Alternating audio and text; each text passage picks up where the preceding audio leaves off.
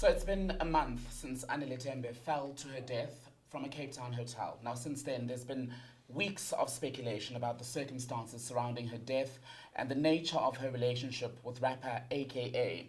Some have questioned whether it was an abusive relationship, whether he's told the truth about what he knows to have happened in those hours leading up to her passing in Cape Town. Today, we speak to the man himself from his home in Johannesburg to get his version of events. Kiernan, good evening. Good evening. Thank you for speaking to us. Thank you for taking the time. I think a lot of people are wondering at this point, because we haven't seen or heard much of you, a lot of people wondering, especially your fans, how you are doing. How I'm doing? Well, obviously I'm in a state of grief, sadness. For me, Anele was, still is my whole life, my wife, or my wife to be. I wake up every day, I'm numb. I find it very hard to get up in the mornings, to make it through the day. I'm in grieving and in mourning. There's so much noise around everything, and there's so much that's going on that it's hard for me to take the time and to find the time and the peace to mourn and to grieve. My thoughts are also with her family. It's not just my loss, it's their loss as well. With my family, it has been very, very, difficult for us as well, because at the end of the day, we were going to become one family. And I just feel like all that potential and my whole life has kind of been pulled out from underneath me. So I never wanted to lay things bare. I never wanted to really be in this position and have to explain. I just wanted to mourn and grieve. But I think the events of the last week or the last 2 or the month or whatever you want to call it has really put me in a position whereby I now need to tell the truth. And I need to speak, and my voice needs to be heard, because people want to know from me, what my explanations or my answers to their questions are. And going into this interview, it's very, very important for me, for people to understand Anele was and is my absolute world. And for me, it's about preserving her memory, her legacy, and for her to be remembered in the right way. And I will do anything to protect that, and that she's remembered in the right way, which is creative, fun, talented, the most beautiful girl I ever laid my eyes on. So it's hard for me to sit here and talk to you tonight. And I just want people to know that and myself, my family, and also my thoughts go out to the Tembe family. We are grieving, we are hurt, we are in a place, I'm in a place that I've never been in before. It just feels so desperate for me. Yeah. And let's talk about that day. It was the 11th of April in Cape Town when a lot of us started to see the news on social media. People started tweeting saying something has happened outside a hotel. And then came the tweets that said, AKA's fiance is thought to have jumped from a hotel. Yeah. Where were you as all of that was happening on that day? Well, I think it's important to tell the story of the whole day. I had gone to Cape Town with her. We had work. She had accompanied me to many of my work engagements. So it was a great day. We went down to Cape Town. Now that I think about it, we had the best time. Myself and Anele always had the best time. She was full of life, laughter. We went to the V&A in the day. We had lunch with our friends. We went shopping. We went back to the hotel. She got dressed. She looked beautiful as always. And then we went to work. This is on the Saturday, I This is believe. on the Saturday night, a Friday, if I recall correctly. And we went to work. We came back round about 11:30 side. Obviously, it's curfew. We came back with some friends, and then the friends left. And then prior to that, week of us going down to Cape Town, myself and Anele had been having a particularly difficult week in our relationship. Lots of disagreements, arguments, and so forth. But we felt we had been, kind of given some sort of reprieve. It was a good day. So we took it upon ourselves to say, all right, well, now we're together, there's nobody around, change of scenery. Let's begin, talking about our relationship, because we had, just become husband and wife. I had just paid lower, I think 2 weeks previously. So we were looking at our lives through that lens. How can we fix our problems? How can we go forward, and how can we build on the issues, or build past the issues that we have in our relationship? What were the issues? Before I get to that, so we sat down, we spoke, and naturally we started disagreeing again, arguments, and things, got more heated, to the point of it was, the early hours of the morning. So at one point, when things really kind of started to take a turn for things, I decided it would be best that I remove myself from the situation. So I decided, I'm going to, gather my belongings. I'm going to leave the room, book myself into another room, and hopefully things will simmer down. Got to a point where we argued more, and she, the thing that really breaks my heart, and I still, I have her ring, with me. It's really the only thing that I have of hers, of her belongings. And she took it off, and she kind of threw it at me, and we said, very mean things to each other. And so I left the room, came back to the room because I had taken her phone. And obviously, we continued to argue.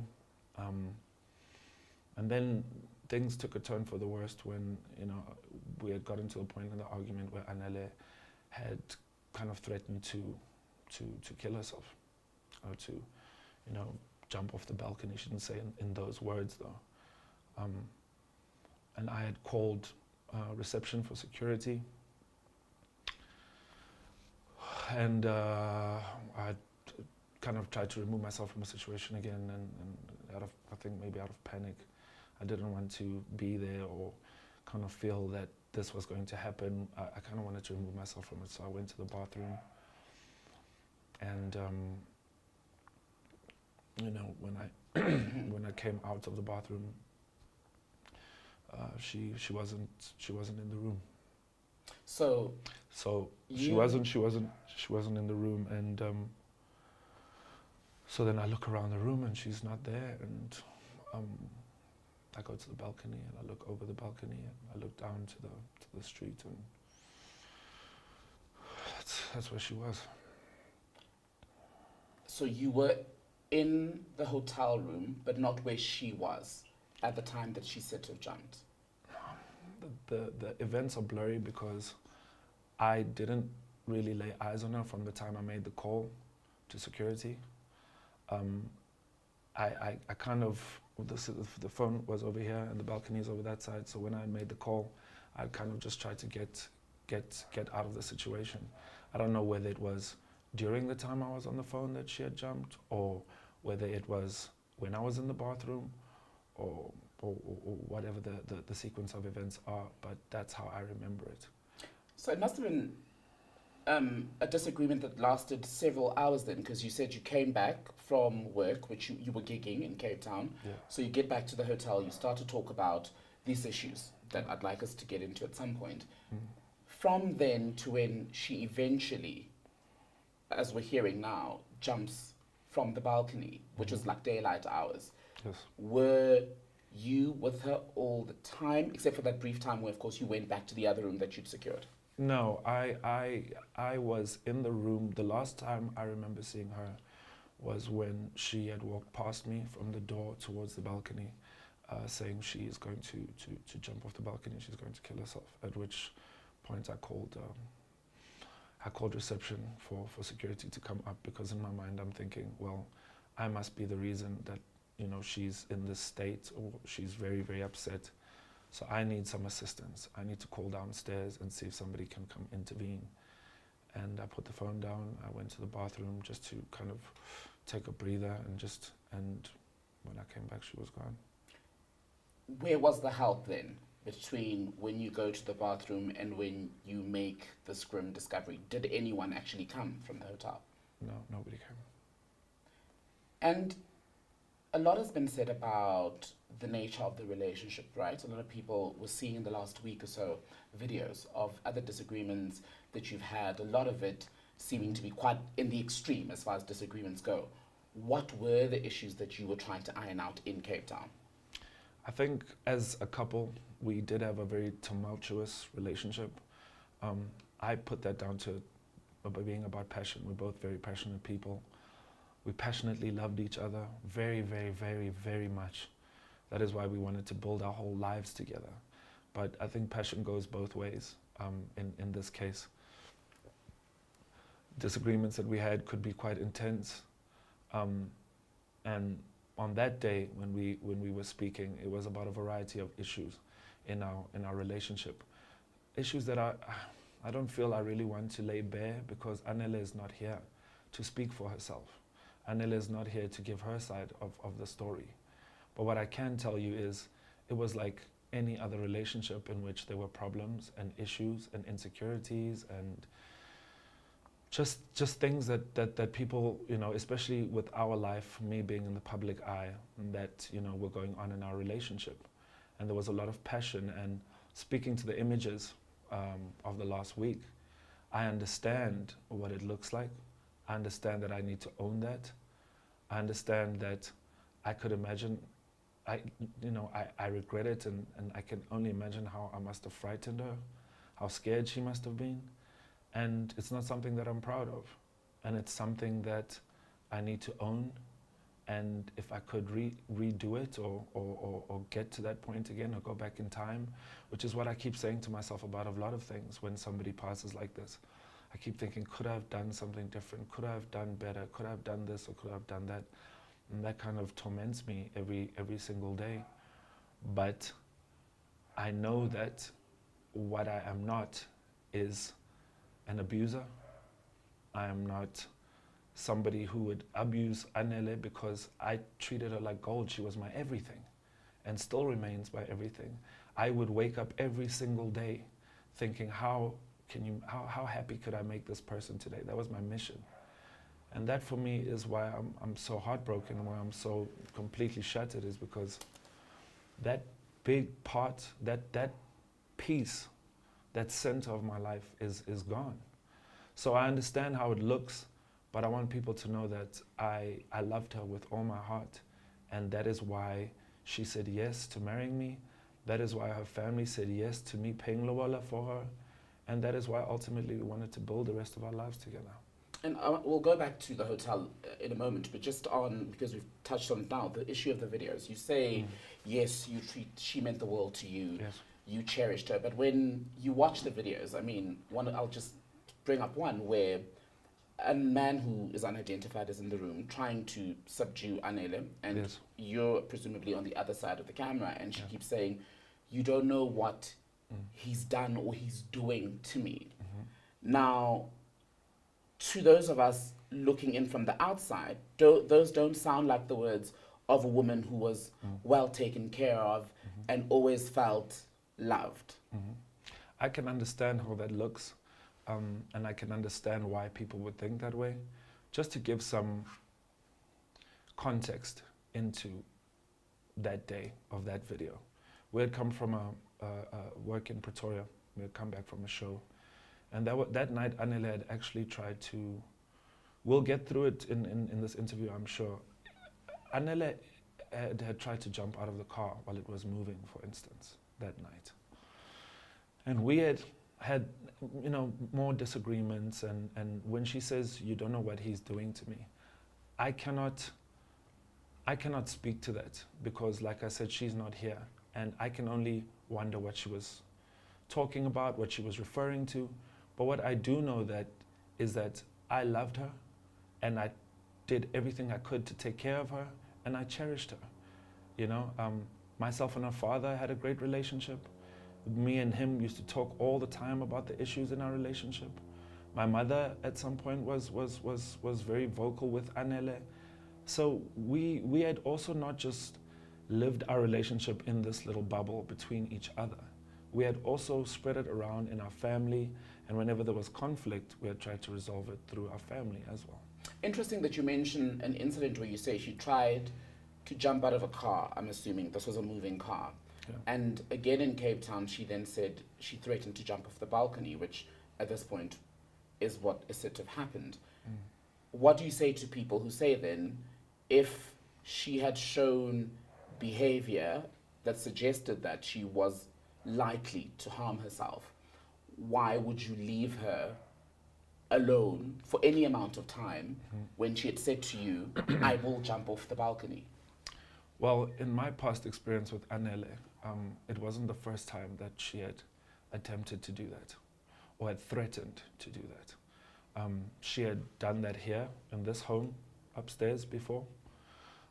She had over the phone threatened, or I don't know, I don't want to use the word threatened because it feels like she's holding something against me, but at times it could feel like that. Threatened to drive her car into a wall. She had to be talked down off a ledge at the Hilton in Durban. And she had also spent some time in psychiatric care in Durban after that incident. So you need to understand that I am a person who was with somebody who had gone through this before.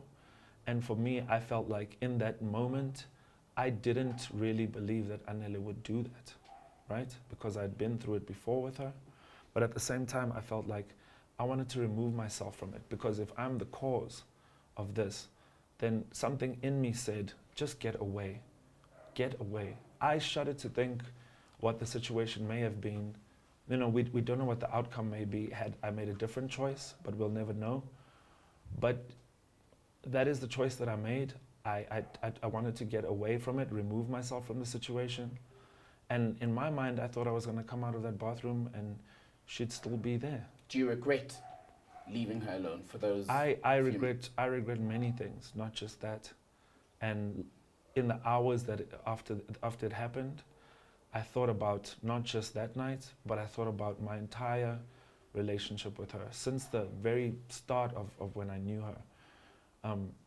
Could I have done this? Could I have helped her like this? Could I have taken her disposition a bit more seriously? You know, her medication. Should I have been more pushy with her taking her medication? Should I have paid more attention to the way I spoke to her? Things like the video of the door, for instance. You know, your mind casts back to those types of things and thinks, what could I have done for a different outcome? Why did you break the door? Because that's been one of the most shocking images that people have seen. I mean, it's, for those who haven't seen it, I'll just describe it. It's a door with a hole punched right in the middle. According to what's in the papers, she had gone into the room, locked herself in to get away from you in this very house, I assume. Yes. Because you had again had some sort of altercation, some sort of disagreement that escalated quite quickly. Yes. Well, that is the case. Like I said before, lots of passion in our relationship, lots of stubbornness, emotions running high, and it was an argument that we were having like many of the arguments we have had before. To tell you the truth, I cannot recall what we were arguing about. But what I do remember is breaking that door. I can only imagine how scared she must have been. I can only imagine how terrified I must have made her. And that's something that I own and I wish I could change. And my heart breaks just thinking about it. And people make mistakes, and that's a mistake that I made, but there are consequences for mistakes, and I'm, paying for those consequences. You speak about a passionate relationship. Many relationships are passionate. Very few people end up with their partner locked in a room, and so passionate are you about an issue that you don't even recall, as you say now, that you go to the extent of breaking a door. So, was your passion violent? In that moment, definitely. In that moment, I took it too far. In that moment, I scared her. In that moment, I wasn't the man I was supposed to be towards her. Was it the first time you had scared her in that way? Not in that way, no. I don't recall scaring her by breaking down a door before, no. Had you ever hit her? No.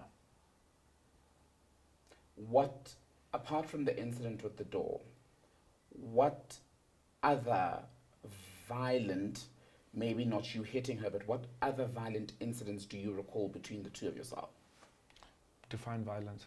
Where, for example, there's breaking of doors, there's the trashing of a room, Oh, that type be it of in the stuff. house or at a hotel. It had happened before. It had happened before on both sides. Myself and Anele, like I said, were very stubborn, very steadfast, and could be quite volatile. Were there drugs involved? Drugs involved in our relationship? Did the two of you take drugs either together or as individuals? Well, for me, when it comes to the issue of drugs, I've been in the entertainment industry, in the music industry, for 15, nearly 20 years now. Have I tried drugs before? Yes, I have. I can say that without question.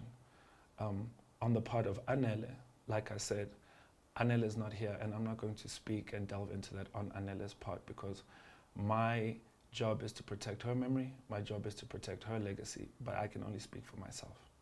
So obviously, being in this entertainment industry, being a musician for so long, you're exposed to these things, you're around it, and I have tried them before, yes. But more specifically, was there drug use during your relationship from your side then, because you say you won't speak for her, especially on the days where No. there were these clashes? No, we went out, we would have a good time, we'd come back home. Most of the time, everything would be great, we'd smile, we'd laugh. And in those times where things didn't go well, things could get quite volatile. What do you say to someone who's going to watch this conversation and say they find it very hard to believe that this was just normal couple disagreements or just normal anger outside of the abuse of any other substance, be it drugs, alcohol, or whatever, when you look at just how high-pitched everything was from what we've seen? I think that people haven't seen everything. I think that for me, experiencing it and living in it, to know the whole story, everything that encapsulates myself and Anele's relationship is privy only to us. Only we know the full story. What's out there and what people consume is unfortunately the tip of the iceberg of what they may consume. So I can understand them having that type of judgment or that type of opinion, but all I can do is tell the truth and how I live through it with my wife. And here's the difficulty, I suppose, in you telling the truth at this point, is that we sit here, unfortunately, in a situation where a young woman has died. There are questions about how she died, and you say you are telling your truth, and she's not here. I didn't say I'm telling my truth. You're telling the truth. I'm telling the Okay. truth. Because there's no my truth and her truth. There's only one, the truth. Yeah. And the issue I'm saying with that is, for those of us who weren't part of your relationship, is we don't know if this is the ultimate truth, precisely because she's not here to either corroborate or refute what you're saying. Yeah. Yeah, she's not here. So, like I said, we're having a conversation today, and you're posing me the questions that a lot of people want to know. And I never wanted to be in this situation where I have to lay these things bare. I am grieving, I'm hurting, I'm mourning. Worse than I can't do anything. I can't perform. I can't work. I can't do anything. Now I'm saying that because I cannot function. I cannot function as a person without Anele. Anele was such a big part of me, of my existence, that I am still trying to come to terms with what my life is like without her. And that is really where I am. So in amongst all of this noise, I found it that I need to sit down now, and it's been a month, and if it were up to me, I would take as much time as I can to grieve, or to give the family time to grieve. But that isn't the case because I'm a public figure. So I have to speak, and I have to answer questions, and that's what I'm trying to do to the best of my ability. I wish Anele was here, but she's not. And you say, Kiernan, that you loved Anele, that you guys had a passionate relationship, to use your word. Do you accept that it's quite possible to be in love with a person and equally be in a toxic relationship? I think that's possible, yes. Is that how you would describe your relationship? No. I would describe my relationship with her as loving. We adored each other. We absolutely adored each other. I was so lucky because when lockdown started, I got to spend every single day with her for the last year. And I really got to know her on so many levels. And she was amazing. She was everything that I ever wanted. I don't know where I'm going to find another Anele. I don't know how to compute it. My mind and my soul doesn't know how to deal with. I just feel like I'm just floating from moment to moment, and it's a pain that I will change me for the rest of my life. I'll never be the same again. So to label it toxic, no. Did we have difficulties? Yes. But is it not possible for the two to coexist, the love and toxicity, when, yes, you've got the loving moments, which are great, but you also have the extreme lows, which aren't just the usual, I'm not taking your calls. These are lows that involve the breaking of doors. They involve videos of a woman crying hysterically on the floor, calling out for her mother. They involve, now we're hearing reports of her friends saying, in fact, what was going on was abuse. You're saying that's not what happened. But how do you, let me phrase it this way, how do you balance those two? Because you can't look at one Toxicity without and the love. other. Are you talking about toxicity and love? Like I said, it's possible to be in a toxic relationship and be in love. I just wouldn't characterize our relationship as that relationship that was toxic and in love. I believe that our relationship was one that we were building towards the future. It was one in which we took the ultimate step to be with each other forever, for the rest of our lives. And one that I put my marker in the sand and I said, this is going to be my life partner. And that is how I feel about it. I cannot reduce our relationship just to a toxic in love. It was a serious thing. It was my wife forever. So I feel like to draw parallels like that, yes, you can talk about the highs and the lows. And to the outsiders, you know, it might seem extreme, but in our reality, we were 99% of the time in love and things were amazing and we were building a future together. She was in her early 20s, you're in your early 30s. Correct. A lot of conversation about the age difference between the two of you subsequent to her passing. Did that play a role in your differences in particular? I think it did, but it also enhanced our relationship. I think that it was perfect for us. She enjoyed the difference. She in what she was looking for in somebody. She was looking for somebody to settle down. She was looking for somebody who was kind of knew who they were and knew where they were headed. And for me, I was so lucky to find a girl that was young and wanted to settle down. So I counted myself very, very lucky. But the age difference also had its shortcomings in, you know, not just her, but me as well, in terms of patience, in terms of communication, understanding, love language, you know, expressing each other, you know, sometimes we didn't get each other. So obviously those issues were there. You've alluded to her struggles to a degree with issues around mental health, right? Where you say she was on medication. Yeah. I don't want to misquote you here. Was there anything similar on your end? In terms of being under medication? Mental health wise, do you have issues that you're dealing with? I either depressed, either bipolar, that sort of thing? No, I don't have any diagnosis. I haven't been diagnosed with any mental illness. But then again, maybe there are people walking around who have these conditions and don't know them yet.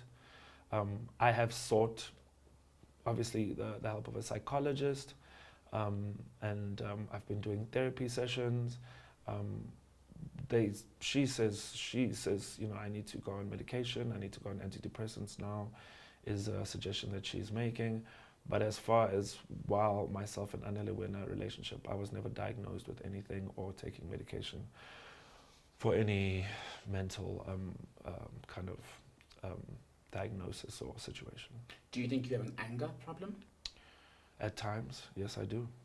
I do think so. I think that I can be over the top sometimes, and I feel like I'm a work in progress, you know.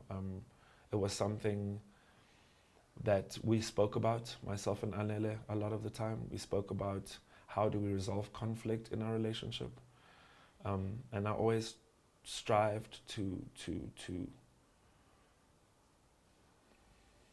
to communicate better, to be better, and to do better by her.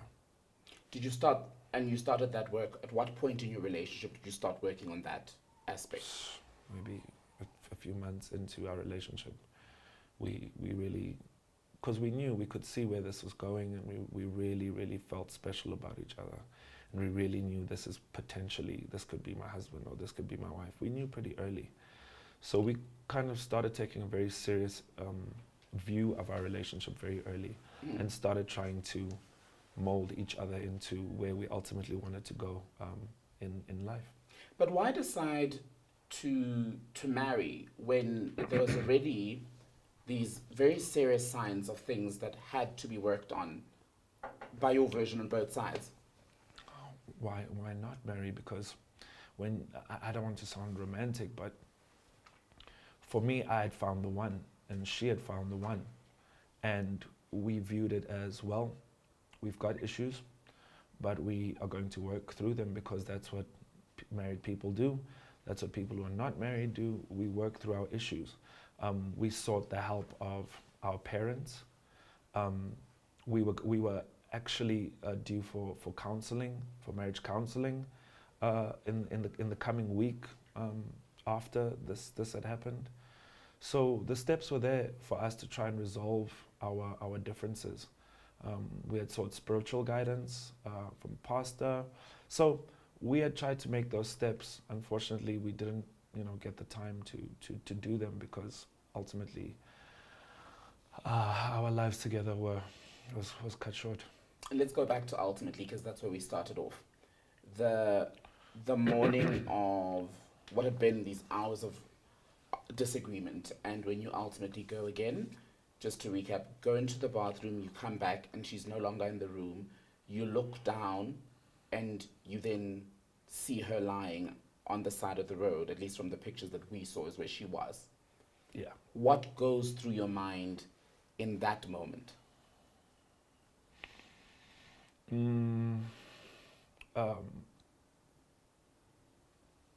I just started screaming, "Oh my God, oh my God, oh my God."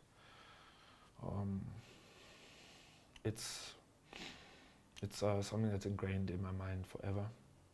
It's not easy to think about. It's not easy to talk about. I remember going out onto the balcony. By the time I had made it out to the balcony, there was a gentleman to my left who was already on his balcony, just to the side and one up.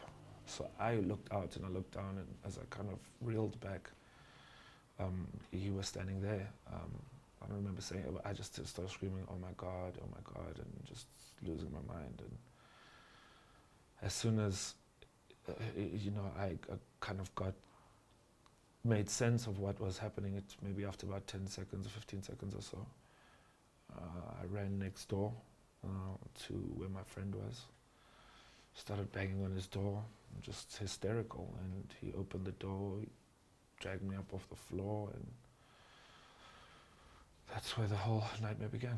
Everything just started moving, and people, and my friend went down to downstairs, and I wanted to go down, but they said, "No, don't, Do you stay in a room? No, I was next door, so I'd ran out of our room next door to my friend's room. And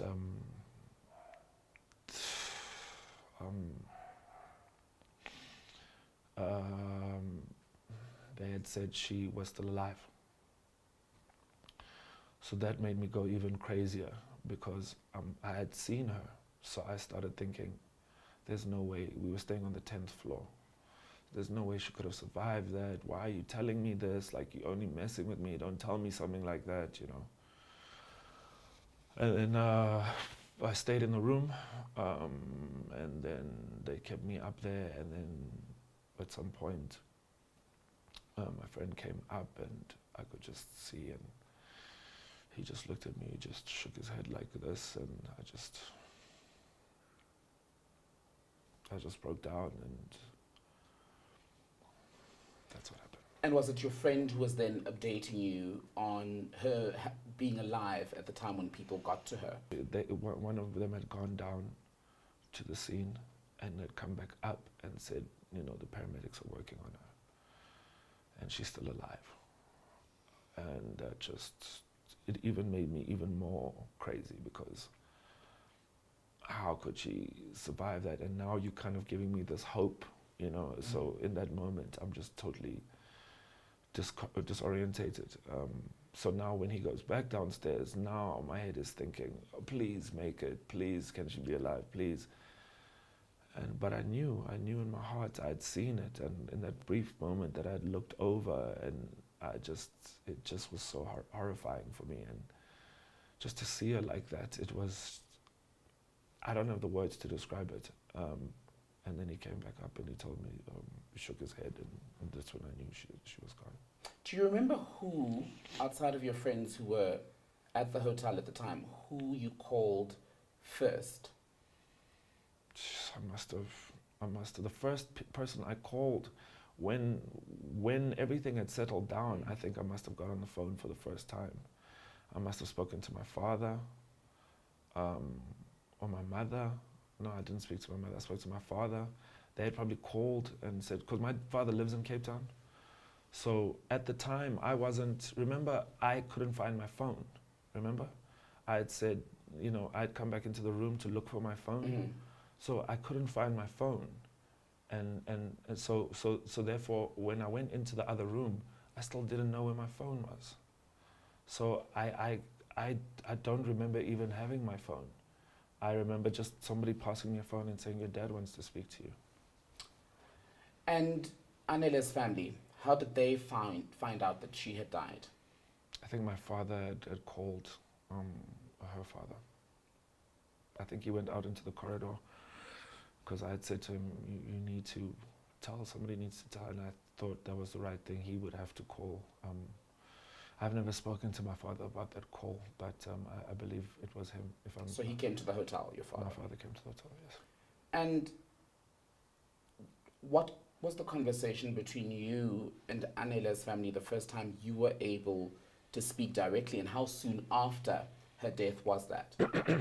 Well, after I'd gone to the police station, the detectives had come in and asked me questions and taken pictures of I had to take my shirt off, and they were taking pictures of my hands to see if there were any marks or under my fingernails, stuff like that they had to do. And then they took me to the station late at night, and they made me strip and looked, and they did all of that stuff. I went to a different place to stay.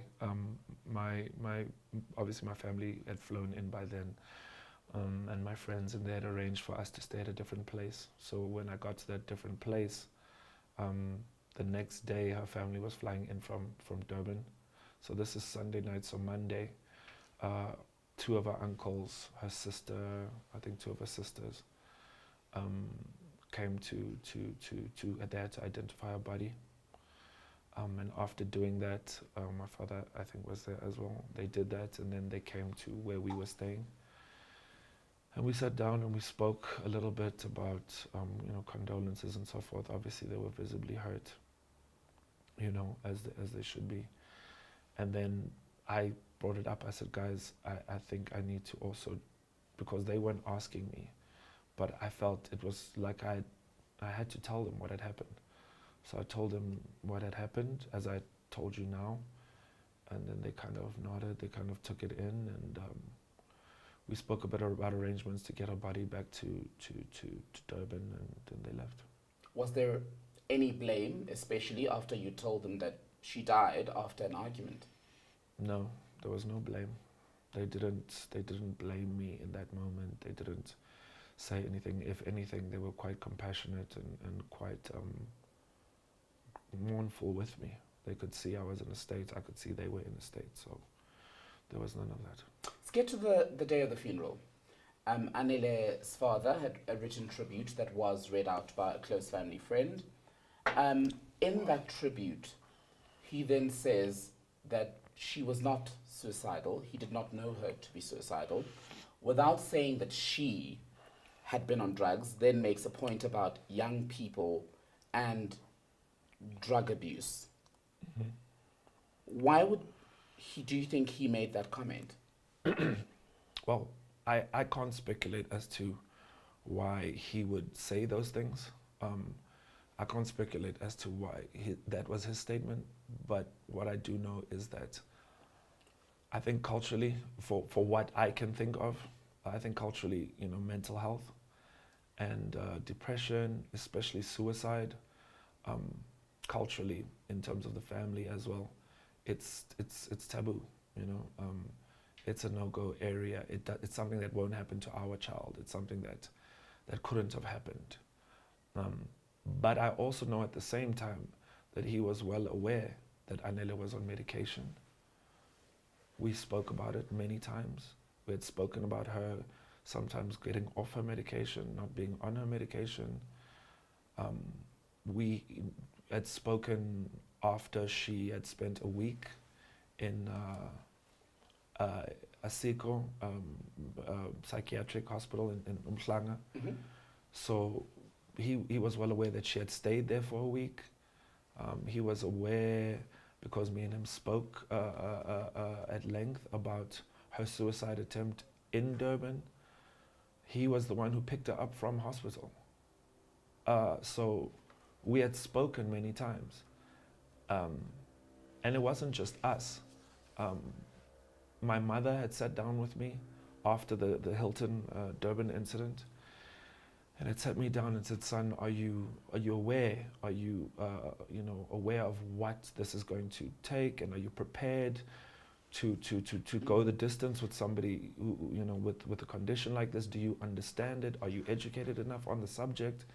And I said, "Yes, Mom, I will do anything for her because I love her, and the way you raised me and the way I was taught is not to abandon somebody when you love them. How could I do that?" So I stuck it out, and as it pertains to her dad and what he said at the funeral, he knows these things. We've spoken about them. So to say that he didn't think she was suicidal, I don't know why he said that, but what I do know is that he was well aware of those things that I've just listed. And on the issue of the drugs, why did he make that point? You say you are not currently abusing any substances. Yeah. You were not on any drugs during your relationship. Yeah. Was she on substances? Like I said at the start of the interview, I'm not going to point fingers at Anele and say she was this or she was that, she was or she wasn't. For me, I'm here to speak, to protect her memory, to protect her legacy. That's what I'm here for. So you would have to ask him why he would say something like that. The people who've questioned your decision to issue a statement on the eve of the Sunday newspaper reports where two publications, I think, ran with the same story with the videos, which they had got from a friend or friends of the late Anele, right? Yeah. Why go the route of a statement versus, for example, giving a quote to a newspaper?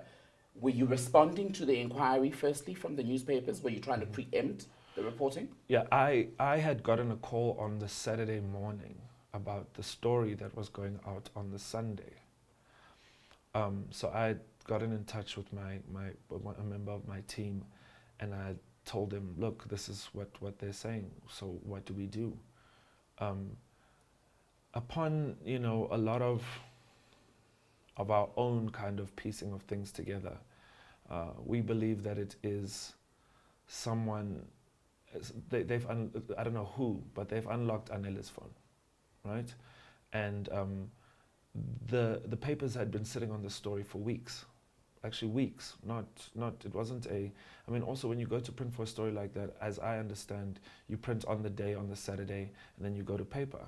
So to ask me in the morning, for me it felt very orchestrated, and a lot of what's going on in the media and also in the inquest feels orchestrated, and feels like there's ulterior and kind of orchestrated by whom and ulterior for what different forces at play. Because for me, I thought, let me put this statement out to preempt and to address what's coming out in the papers tomorrow. I also felt that a quote wouldn't do it justice. I wanted to state my claim and say what I had to say. You asking me? My question was, who would lead to the publication of these stories with an agenda? Yeah. And B, what would they have to gain? People who want to blame me, people who want to make me the person responsible. That would be the motive. And the gains, there are no gains in a situation like this. Anele is gone. We can never bring her back. So I wouldn't say it's gains, but I know there's a lot of trauma on all sides. I know people are grieving, they're mourning, and I can't understand their process. But what I do know is the people who are providing the papers with these, videos and these clips, the timing of it is something that I'm paying attention to, because when Anele was here and things were great and we were in love, but now it's she's gone. It's all in the papers. It's in the media. My character is being brought into question. So I just question the timing of it, and also the timing, of the videos, and I question the sources as well. So, but do you at the very least understand why there'd be some anger directed at you, be it from I totally her friends and family, given precisely the fact that, yes, these are snippets into your relationship, but these are things that did happen. So when people are trying to make sense, especially of someone who, as we're saying, took their own life, they will try to look at the factors that may have contributed to that. And some would say, in fact, you were a part of that, maybe not entirely, but you may have been part of pushing her over the edge. Myself and Anele's lives were intertwined. We were going to build a life together, like I said before. And it's impossible for whatever she was going through at any given time while she was with me not to have anything to do with me. I was her life, she was my life. However, it's important to look at things in the whole context. Anele had attempted suicide before. Anele had spoken about it many times before. And people know this. So when those things had happened, there was no blame on me then.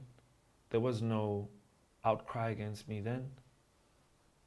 But Anele made that decision. She took her own life, and I'm here to grieve. We all grieving, and however they want to express their anger is not up to me to dictate. I can just interpret it the way that I'm interpreting it. At this stage, do you personally take on any kind of blame, any kind of accountability for where she was mentally at the time of her death? I think it's impossible not to feel part and parcel of her mental and emotional state, especially if you're trying to build a life with her and become a husband and you're headed that way. But I think it's very important to also realize that Anele had a life before me. Anele was Anele before she met me. Also within our life, Anele had her own life, her own friends, and she was her own person. She was strong-willed, and you couldn't force her to do anything that she didn't want to do. So for instance, even when you talk about drugs and you talk about abuse and so forth, you couldn't force Anele to do anything that she did not want to do. Anele made her own choices. That was the type of woman that she was, and that's why I loved her so much. But it was also the sense, at the source of a lot of difficulties that we had. So to say that I'm responsible, I wouldn't use the word responsible, but I would definitely say that wherever she was at that point in her life, my life and hers were intertwined, yes. I think it's worth saying, though, that you make the point about how she was strong-willed, she was stubborn, she made her own decisions, but the nature of abuse, even over and above your situation, is that even the strongest women can be abused despite being strong. So I think that's worth saying. But another thing that you said is that you think someone has now managed to get into her phone, and that's how the videos are now circulating. Yeah. But what we read was that she sent these videos to her friends because that's how terribly afraid she was of you. So how can you say for sure that she did not share the videos of her own accord with her friends? Well, as I had read the article, it said it was an activist who does not, a GBV activist who does not want to be named. Is that how they put it? Who is this activist? A nameless activist. I don't understand. Well, people could also make the I argument also that don't understand. Every source is nameless. Everything is nameless.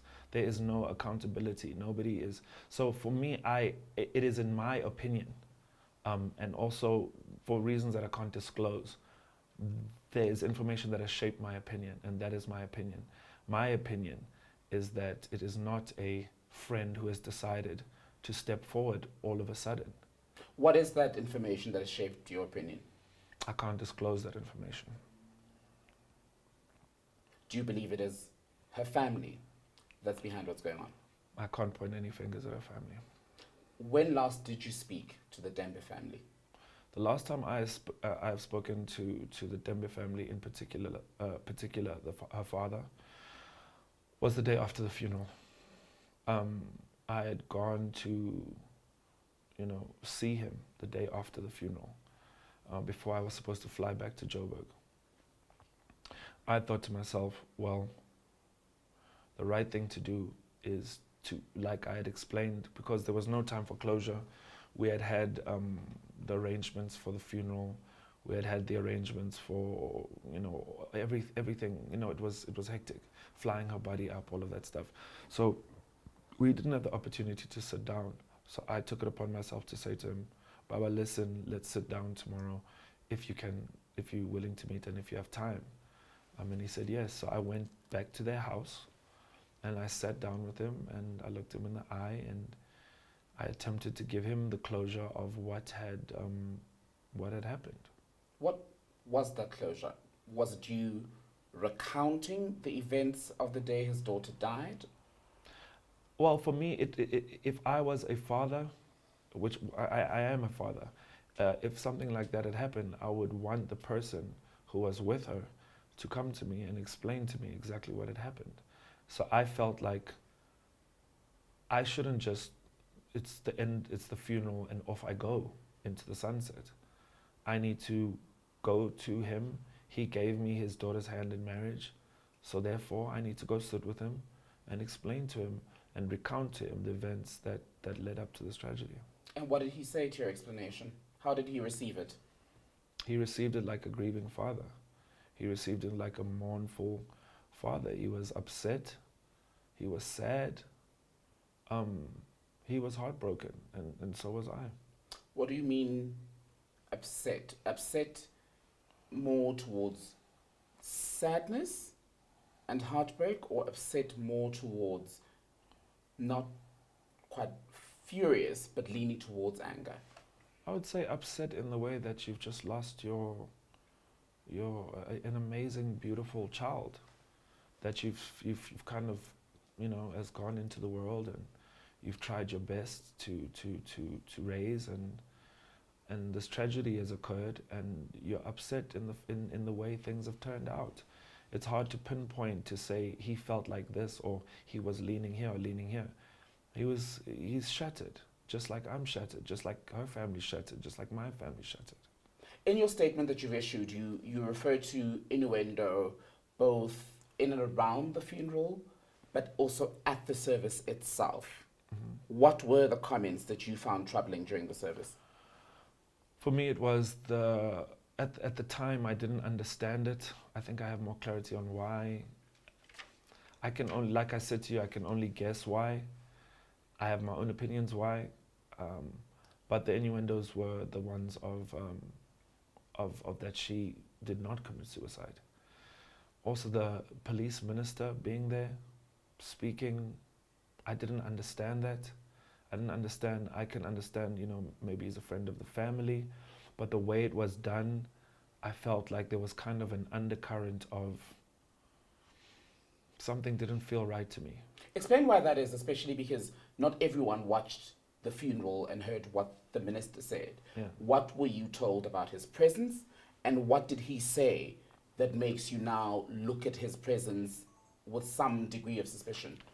Well, I think it's strange for me because I was her husband. I had paid lobola, right? So I thought that I would have an opportunity to also speak at a funeral to pay tribute to her, and I communicated that to the family through the person on my side who was handling things through Mm-hmm. to the family. And I got there and I sat down and I opened the book of the memorial and my name wasn't there. Were you told it would be? I was under the impression that I would be able to speak. I have a full, eulogy written out for her. Maybe one day people will hear it. I think that people deserve to hear it one day. But I was under the impression that I would. I also was under the impression because of my husband, because I'd taken care of because I took care of the funeral arrangements, made sure that I buried my wife with dignity, in peace and with love and with care. So I thought I would be speaking at the memorial, but we didn't run the memorial side of things. We just took care of the burial. I want us to clarify the issue of the police minister, so that when this there's no ambiguity around why you were uneasy with that. Yeah, I'm getting to it.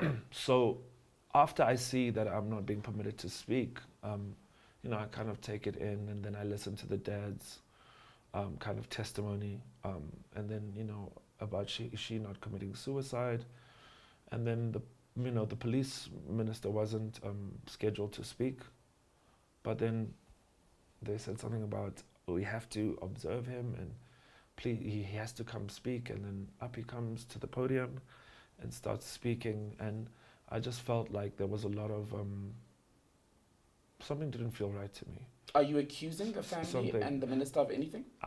I said something didn't feel right to me. Something didn't feel right having his presence there, along with the father saying that this was not a suicide. The two together for me didn't equate. And did you take that up then in your meeting with Anele's father the day after the funeral? Yes, I did. I said, I don't understand. Why did you say that she didn't commit suicide? And his explanation to me was that he wants to preserve her memory. He can't have people in the media or social media talking about her that way, having her remembered that way as someone who was kind of depressive or suicidal. He can't, there was all these things are being said about his daughter, and at the time I agreed. It kind of made sense to me, like, okay, protect her memory at all costs and so forth. But in these last few weeks, it seems that that's not the case. It seems that as time goes on now, I'm going to seem to have to lay more, out there about the nature of our relationship, the nature of our differences, and ultimately the nature of her and me and the life we had together. But how does that link to what happened at the funeral? You now needing to speak and reveal more about your relationship. I also feel that linking to the funeral, we're talking about the minister, right? And we're talking about the innuendos, because that's where the genesis of this discussion was, this question was, right? It's also in the fact that there are certain things which don't sit right with myself and my legal representatives. We asking the questions, for instance, like, what type of inquest is it when, obviously there's a trial by media, obviously there's going to be a trial by media, but also, for instance, Zinhle being interviewed, detectives flying up from Cape Town to interview Zinhle. Why? What is the direction of this inquest? Am I a suspect? And also at the same time, as far as I remember, I'm a husband. Mm-hmm. Why am I not being updated on the status of the inquest? Why is it just that side of the family that's being updated? So these are kind of inconsistencies that we kind of are kind of perched up, and we think, well, hold on a minute, that doesn't quite sit right. How do the newspapers know certain information? How do the papers know I was interviewed 3 times? How? What were you told when you were interviewed 3 times? How do the newspapers know that Zinhle was interviewed by a detective? How do they know that? Those are the questions that we're asking. So when you ask about innuendo, and you ask about him saying that there was no suicide, and you ask about why I felt something wasn't right about the minister being there, that's what I'm talking about. Are you suggesting that the police are out to get you? I'm not suggesting that the police are out to get me. I'm requesting clarity on what is the status of this inquest. I mean, I think a week ago or 2 weeks ago, there was a quote from the minister with a reporter had asked him about this case, and he had kind of given a kind of a non-committed answer. So I also need to know, I also need to be updated with the status of autopsy, with the status of the inquest. Why are these people being interviewed? And what am I in the eyes of this inquest? And now having the media involved in it, obviously I'm going to start thinking, well, is this going to possibly affect the inquest that they're having? It's a natural thought to have. But sadly, in the profession that you're in, anything around your life, I mean, your other breakups, for example, got media attention. So Right. it'll no doubt get even more coverage now where your fiance, your wife actually, because you're paid lobola, has now died, and we're seeing all of these allegations being made against you. So that will, without a doubt, make headlines. Do you accept that? I accept that and I understand that 100%. So I want to go back to the statements and the interviewing of Zinhle, who is your ex and the mother of your child. What Yes. was she told when the police contacted her and ultimately got a statement? Why did they say they wanted to speak with her? They say I haven't spoken at length with her. Most of the communication was done between the detective and her lawyers. But from, speaking to my legal representative, it was along the lines of, has he ever been abusive towards you? Has he ever hit you? Stuff like that. And she said no. Have you taken up your questions directly with the police? I know you've got... I'm in the process of, how do you say this? I'm in the process of asking some questions through my legal representatives. We're not accusing the police of anything. We just want clarity. We want to know where we stand. And I want to know where I stand, because I need to be updated. I've lost as well. I've lost the love of my life. I also want to know what's going on with my own life. To whom are you asking the questions? To the minister? To the prosecution, if there is to the people who prosecute the cases, because ultimately an inquest is to gather evidence and then build a case and then launch an investigation. As I understand it, I'm not a legal expert, but we'll be asking questions in the right legal format through the right legal channels to the right people. So as you sit here today, knowing what we've all seen published in the media, can you confidently say that there is nothing else that will come out, either through the media or that the police may bring forward, to contradict your version of what happened on the day Anele died? If there's anything that could come out to contradict what I have told people that happened that day, is there any chance of that happening? Is Yes. that your question? No. I have it burnt into my head, into my memory. This is the most traumatic space of when an hour or whatever, 2 hours, whatever the time frame may be of my life. I've given three statements on the same day, and then I've actually given statements on paper. I've had to recount the story many times. I've recounted the story with the same detail, and I want people to understand that I may have my flaws and Anele may have had her flaws, but it's just not possible. It's just not possible for anything other than what happened that day to have happened that day. I love this woman so much. I loved her with everything. I don't have the words. I wish I had a time machine. I wish I could go back. I wish I could change things, but I can't. And it doesn't feel real to me. Nothing feels real to me anymore. I'm just floating around, just moment to moment. And No. So there's no reason as we sit here today for the police to either take you in for questioning or any other reason? I will cooperate with the police as much as needed, as I have before. But I do want some clarity on what is going on with the inquest, what is going on, where are we standing, because nobody is giving, because you must remember, my family has lost. They don't want to see their son go through this. They don't want to see this happen to anybody's daughter. So we are on our side, the Forbes family is sitting and we're not getting any information. We don't know what the status is. We're just kind of being led along through the media, through at the mercy of other people. Let's talk about you then as we end, talk about the personal implications. So whether you are named as a suspect or not in this matter, the reality is it is bound to have some sort of effect on your work as a performer and entertainer. I know you performed in Bloemfontein recently. You've pulled out of Joburg Day for legal reasons while you go through everything that you're dealing with. Well, for me, it's not legal reasons. For me, I've pulled out because I need to focus all my efforts on trying to find some sort of moment of peace in all the chaos. You know, I kind of need to find the eye of the storm. And I can't be functioning. I can't be a functioning performer. I can't be a functioning musician, recording, writing, all of that stuff.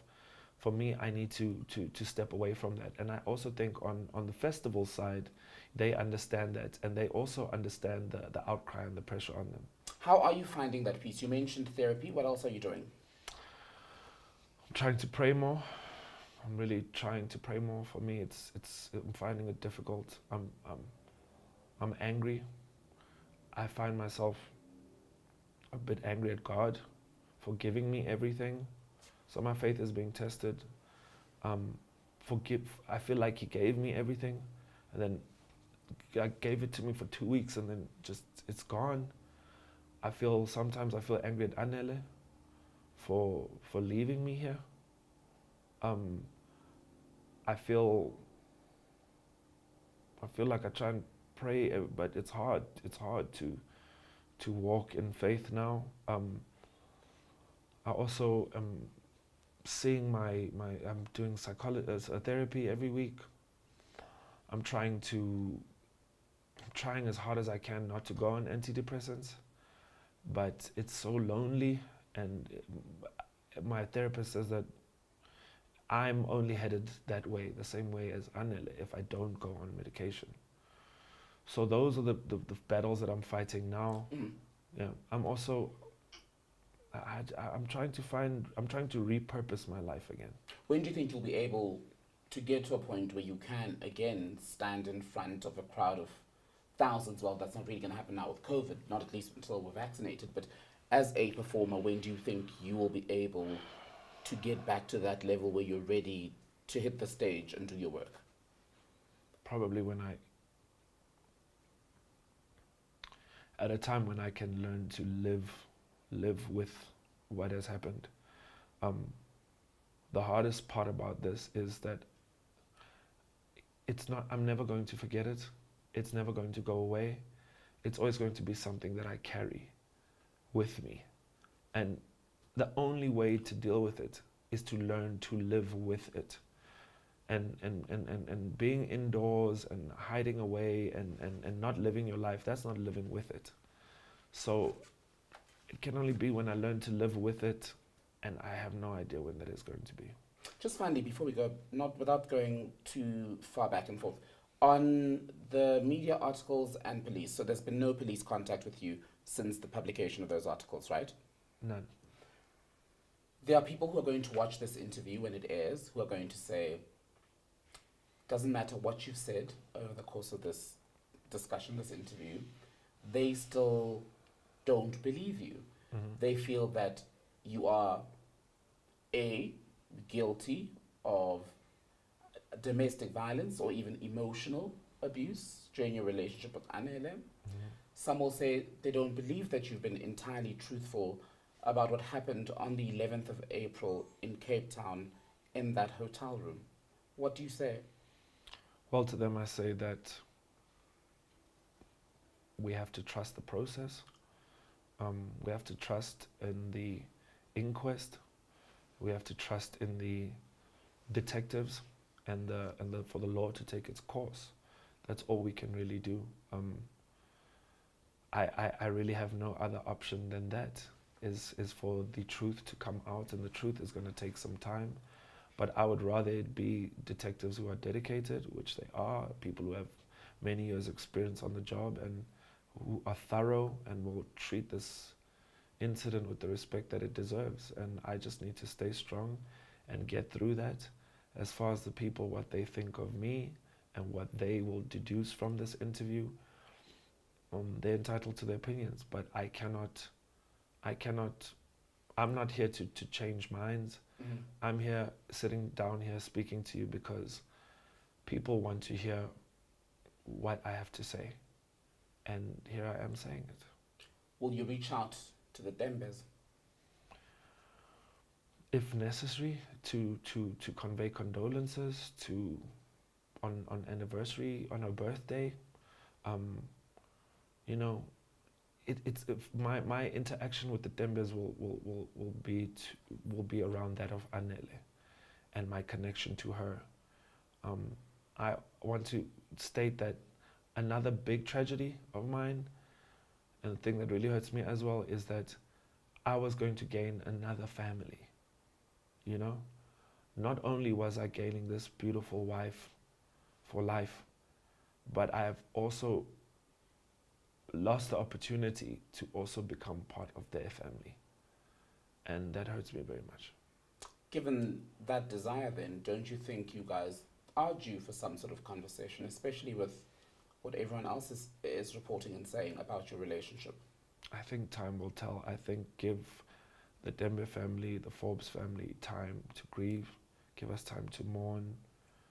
Let me find a way to fill this huge gaping hole in my heart, in my life, and give them the same time as well. Kiernan Forbes, thank you very much. Thank you very much, sir.